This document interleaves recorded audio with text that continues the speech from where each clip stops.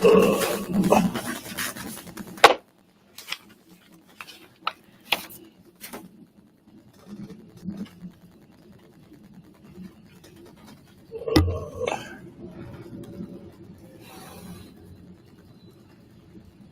live in one.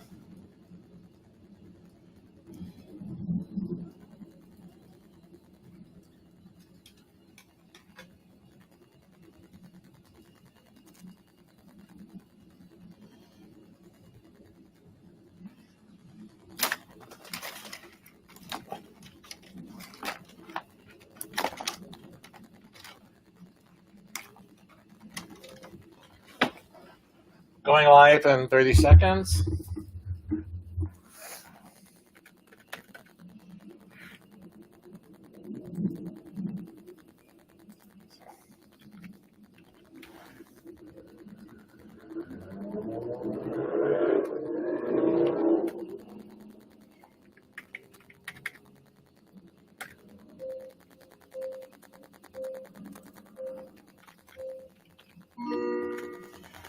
Okay. Let's see.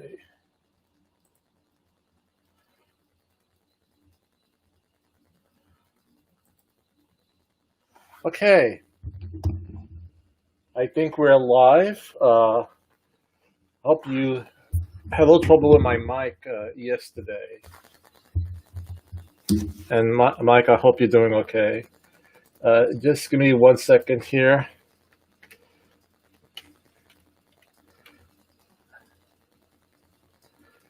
Okay.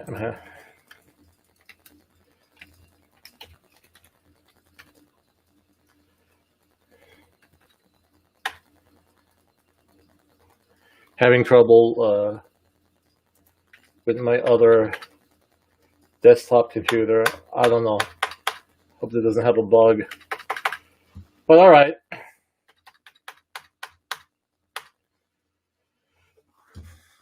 Okay. It's a beautiful day out. It's a nice full day, sunny, air is crisp. And we're ready for another session of Real Estate with Mr. G. So it's time for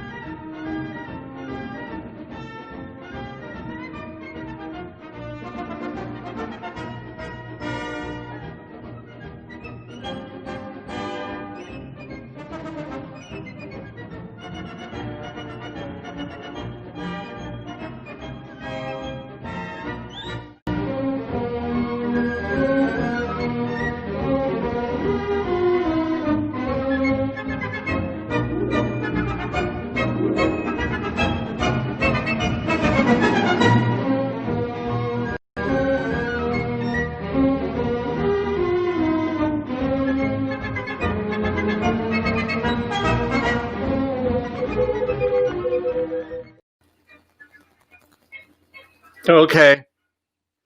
Well, looks like we're alive and running.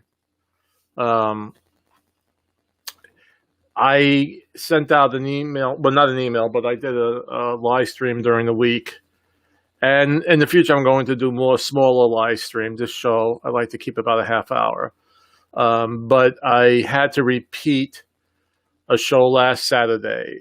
I woke up Saturday morning where I'm getting hundreds of emails from across the globe that I've opened up these accounts. And what they weren't credit card accounts, but they were accounts like you might do with Clark Shoes, and that you want to receive their emails. And it was all over the world, and from Germany, from France, from, I believe it was Russia. And so I said, all right, let me check my bank account. And I went into my bank account and I saw someone had bought a large screen TV. And not only did they buy a large screen TV, they made sure that if that TV wasn't in stock, that there was a duplicate. So it was double charged. All right, and they bought it online from Walmart, and they had it delivered to Norfolk, or to be picked up in Norfolk. So I immediately, canceled my ATM cards. And when I saw the, the charge, I also called the police. I first called the Norfolk police because it was going to be picked up at a Norfolk Walmart, and and they said that okay, my sound is good. All right, and they said no, you have to call from the city that you're in. So I called in Hampton, gave them the information. But while I was on with the detective, I got an email from Walmart that the TV was ready to be picked up between 11 and 12. And it wasn't my name, it was somebody else's. I don't want to say the name because it's a very common name that was used to pick it up. But I called the phone number on that email, and we were able to cancel that purchase, and I was refunded immediately. It didn't take like 5 or 6 days for SunTrust Bank to examine if it was definitely fraudulent. So it was canceled, and they canceled my Walmart account I had with them. Now, how I think this happened, and I wanted this message to go out to everybody because I received, every time I logged into one of the accounts, accounts that I use for business too, where I'm using, video software, where I'm sending out newsletters, and it said, check your passwords. And evidently there was a group of passwords, and for me it was about 157 that were breached. And I got that warning maybe about 2 or 3 weeks ago. And I said, all right, I'll get to it. I'll change. I changed some passwords, but not all of them. And evidently, Walmart was one of the accounts that was breached. He was able to go in there. I had my debit card with SunTrust on file, and he was able to purchase a TV. So bottom line, just a fast little message to everybody out there is that take that warning very seriously. If there was some sort of breach with your email, and most of us use our email to create an account, take that seriously, change it. I've changed the ones that would have a credit card or debit card on file. So I've changed those. I still have more to change, but some of them are like accounts or information that I asked for years ago. And eventually I'll change everything. Some of them even aren't in existence anymore. But definitely change the ones first that may have some information on your credit card or debit card or your financial information. Change that first. Very important that you do that. Okay.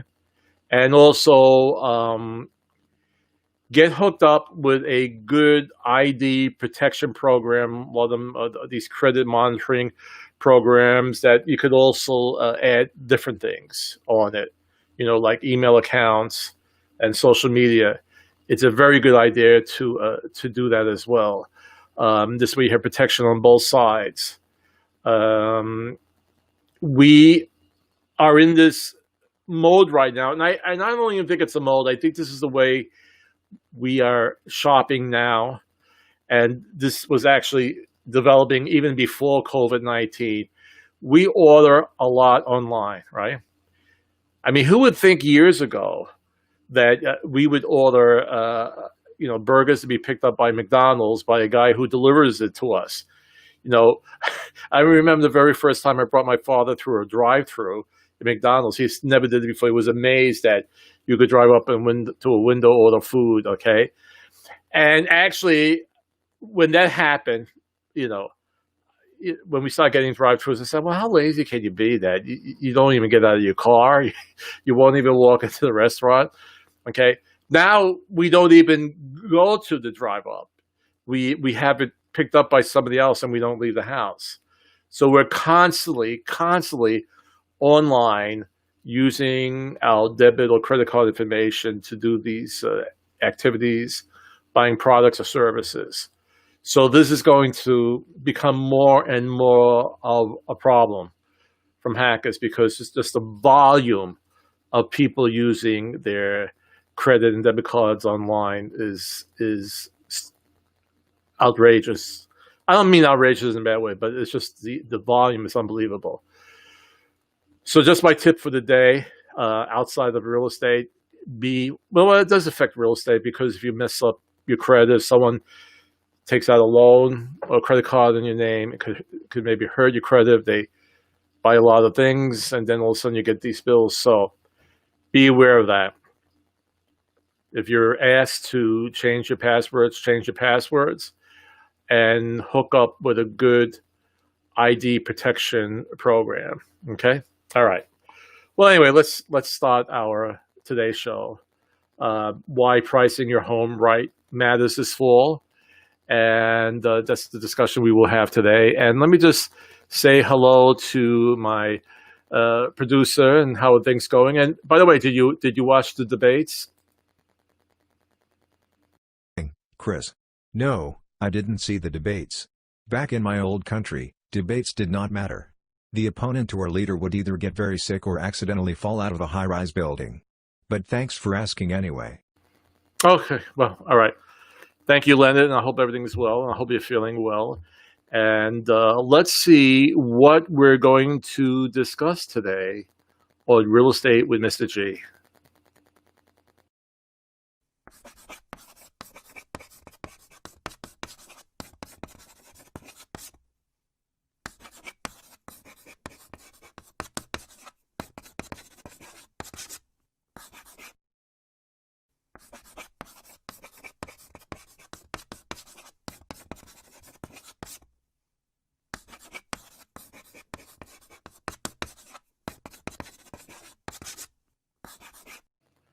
And you can miss out on potential buyers. Let me see. I think I still have that graphic. Let me put that up over here. All right, let's take off this here. All right. So this is very important. And by the way, I know the title said why it matters this fall. It matters all the time about pricing your house correctly.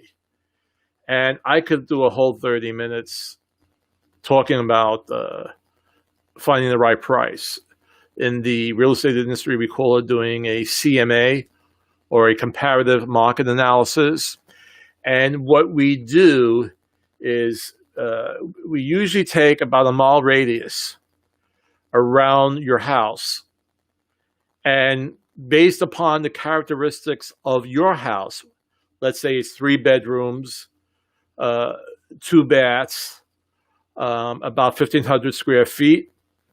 And there could be other things we could add to it. It has a garage, not a garage. It has a pool. There were other features we could add in the search to compare. And then we will see within the last 180 days what's active in the market with houses that are similar to yours, what's pending, what's sold, and see what that price range yields. Okay?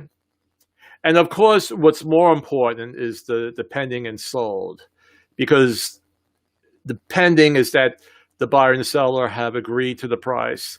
The sold, it definitely is closed. And now that house will be part of an appraiser's search when your house that you're thinking about listing goes on the market. All right, so that's most important. But then it gets a little bit more tricky because you actually have to look at the photos of the houses that you're using in that comparison, because some may have very, very lovely upgrades, and this will increase the house value. All right. If a house down the road that's very similar to yours sold for $2,000, for $200,000, but they have beautiful, beautiful upgrades and recent upgrades to the kitchen, to the bath, to the flooring, but you haven't done that in 10 years. You can't price your house for that same amount. All right.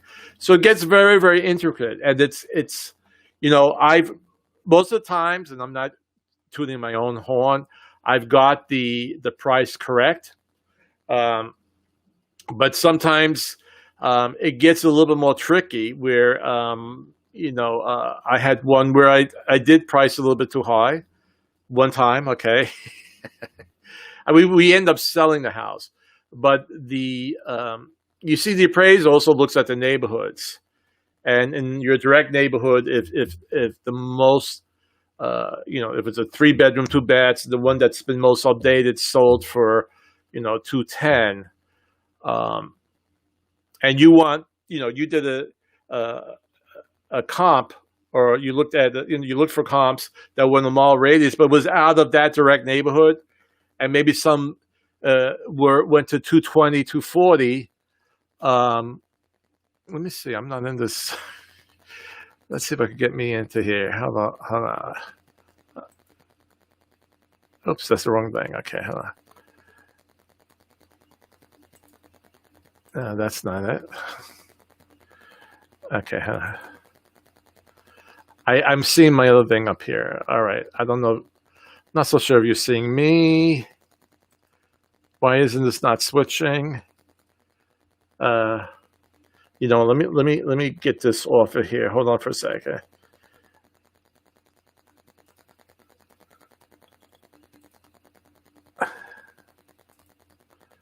Okay.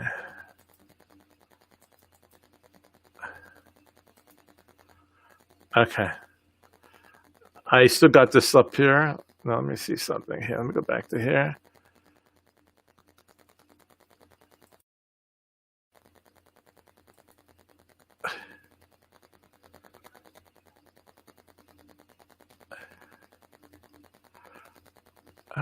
Okay. I gotta stop.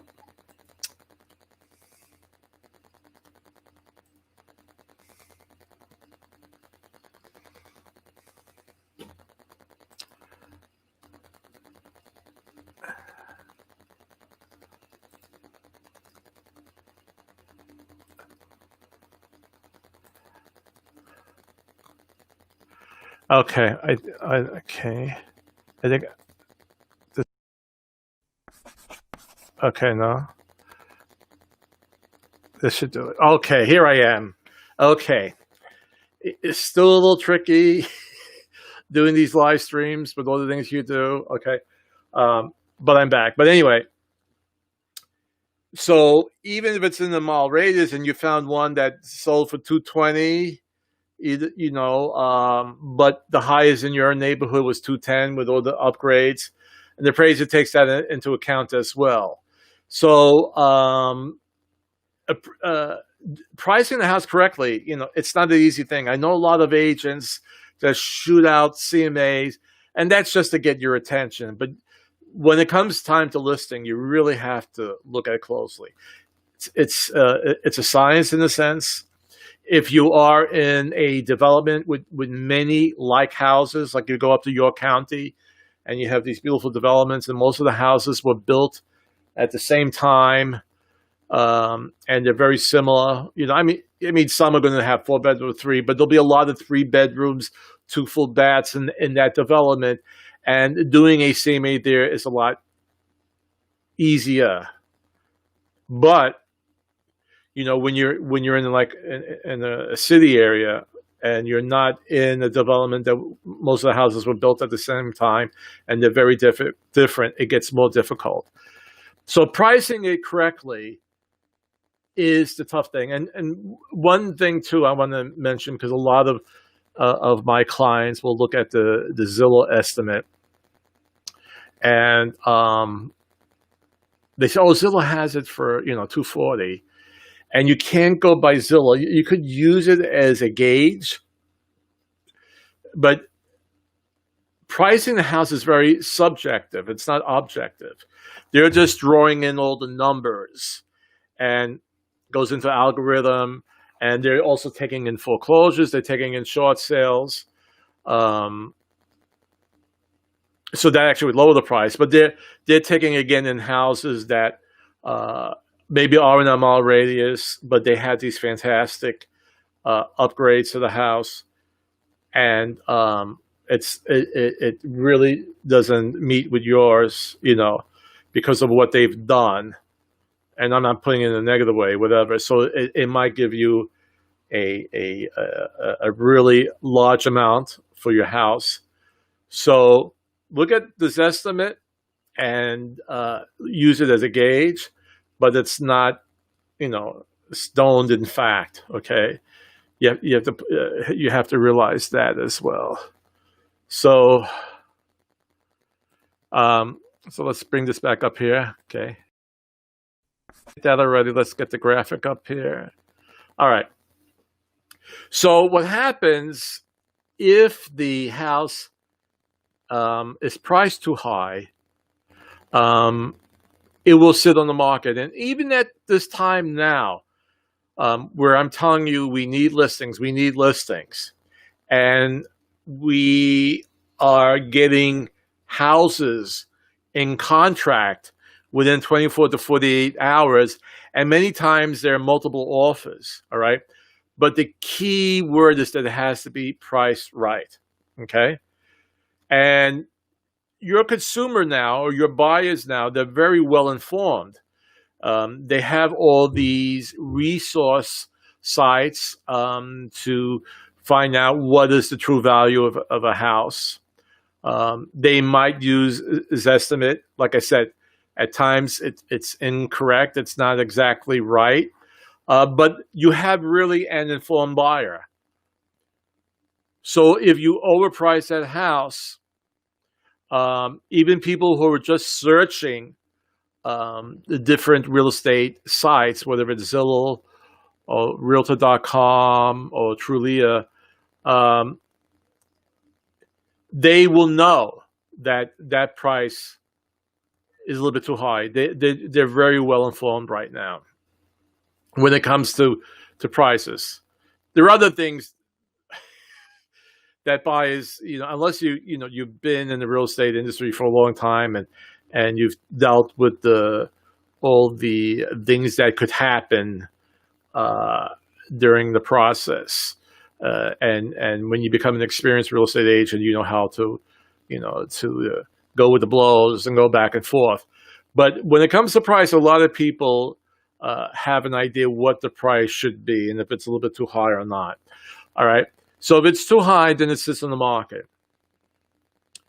Then all of a sudden you drop it. And what happens to the buyer who's out there, who's looking, they say, well, now they dropped the price. What's wrong with this house? Did they really overprice it? Is it really not worth this value? And especially if you have, another drop maybe 2 weeks later, then it becomes like a stigmatized house, and what's wrong with that? So now you're losing a lot of potential buyers who might say, okay, I'm going to step away from this house because they priced it much too high. Doesn't mean it won't be sold, but now you're cutting down that pool of people, the pool of people who would actually look at it. And then the biggest situation here, when it comes to pricing it too high, they can miss out on potential buyers when priced too high. So in other words, if your house really should be $200,000, okay, and you might actually do it at $199 or whatever, but let's say $200,000, the people who are in, well, I shouldn't say in that market, but who have been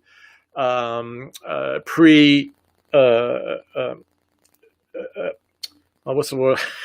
Pre-approved, all right, for 200,000. When they do their search, and whether if their real estate agent sets it up or they set it up themselves, that I'm going to look up for houses up to $200,000. If you're over that mark, and your house shouldn't really be over 200,000, you're missing out on all these potential buyers who set that bar there for looking for homes. All right, so if you got over 200,000 and really your house is worth 200,000, and you have buyers out there in that group who are looking for a $200,000 house, you're missing out on all of them. Okay, if you have it at 220, many people will say, okay, I'll go from from 200 to 250. All right, so they're out there looking at how your house come up, and then they say, well, I saw this other house, down the block. I'm from the city, I say block, down the road that, it's the same size, but wow, they really upgraded the house. Okay. They're not going to go see yours. But the ones who set it up to 200,000, you would have a lot more people coming to see it. All right. So pricing it is very important, and not to go overboard. Even with today's market, where we need listings, we don't have that many listings, but people will pass it up. They're not going to spend extra money. And the thing is, if your house is worth 200,000, and even if you go and you get into contract for 220, that house still has to appraise for $200,000. And it's very unlikely that the buyer, even though it's a seller's market, is going to come up with an extra $20,000 to supplement that mortgage. All right. So do it the right way from the beginning.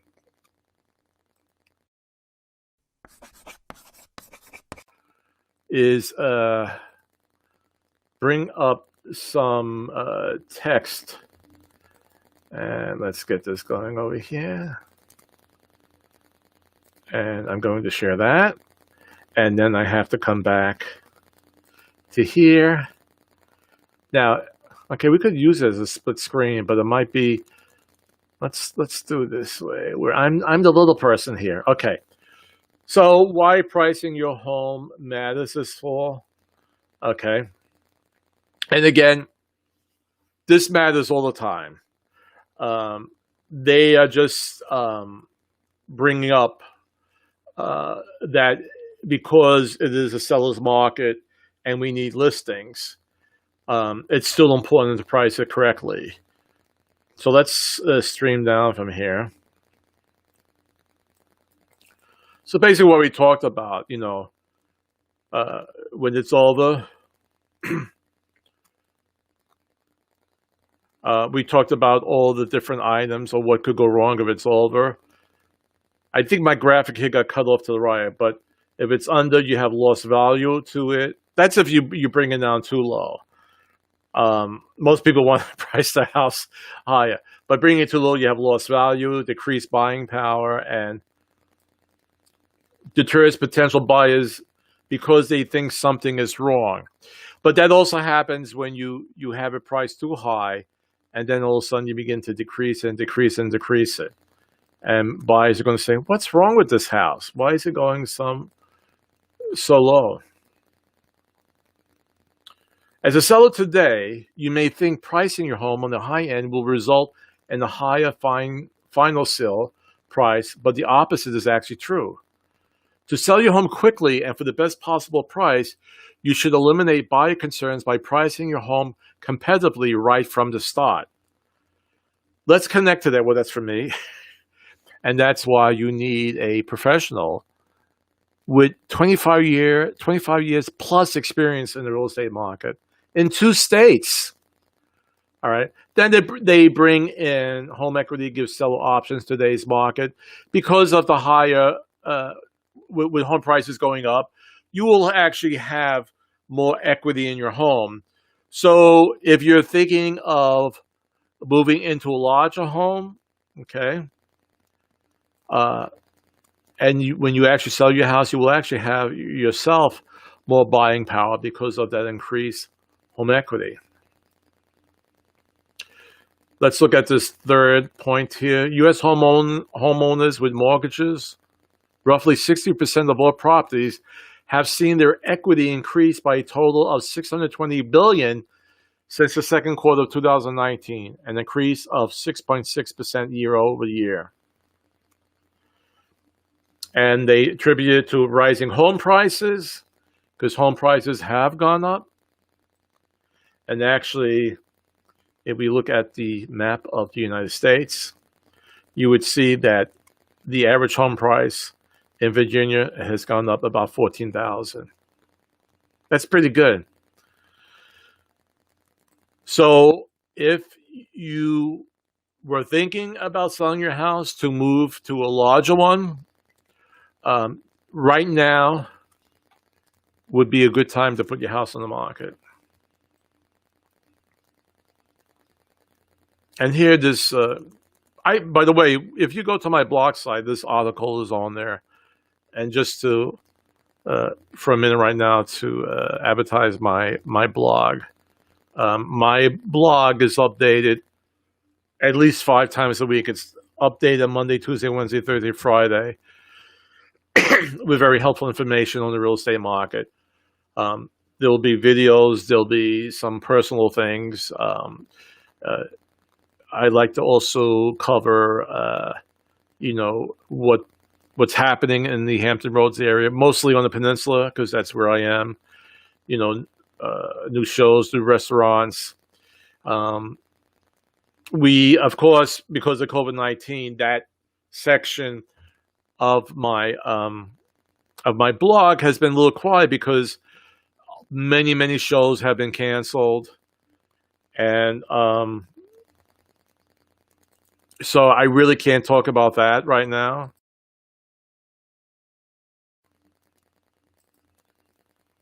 Because, like I said, shows have been canceled. There's no really new performances. We're hoping, and which I talked about 2 weeks ago, and actually was repeated last Saturday,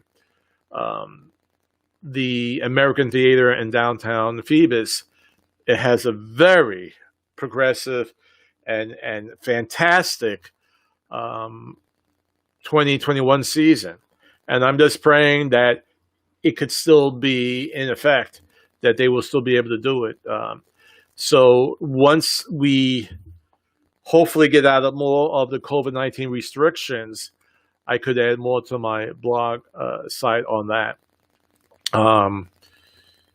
So if you go to my blog, you will see these articles that I talk about during my live stream, and you could go into more in-depth, read it in detail. Many times there will be references to the sites they got the information from. So you could follow it there. So please go to my blog. It'd be really nice if you sign up for it. I would really appreciate that. Subscribe to it. One thing I want to do before we end today, and it goes in, it basically compensates or balances off what we talked about, where sellers have equity in their homes because of home rising prices. On the buyer side, there's a video that came out today, this week. It's on my blog as well, where it talks about how purchasing a home multiplies the buyer's self-worth like about 40 times. So I like to show that now. It's only about a minute, 40 seconds.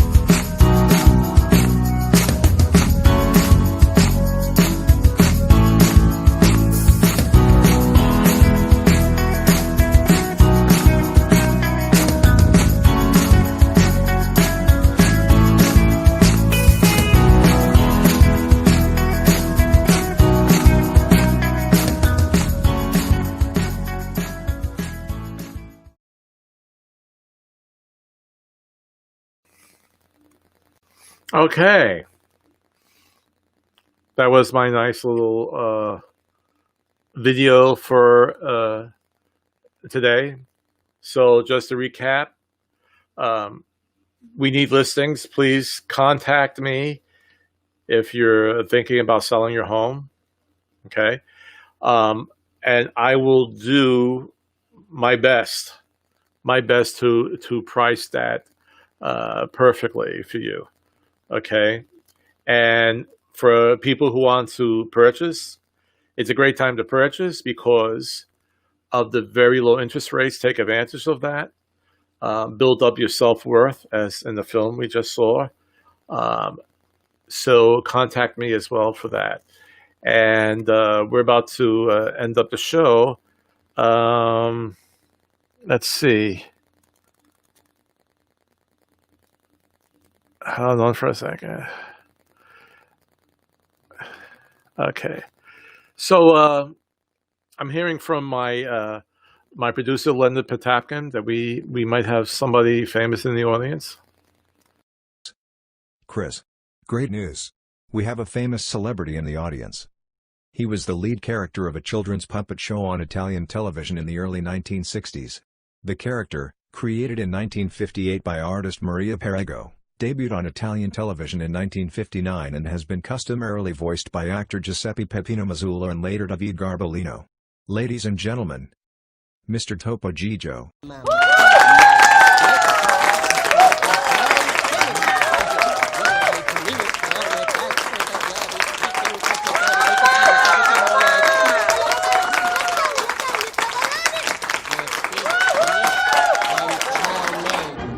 Wow, that was amazing. I haven't seen Topo for 40, 50 years. He's looking great.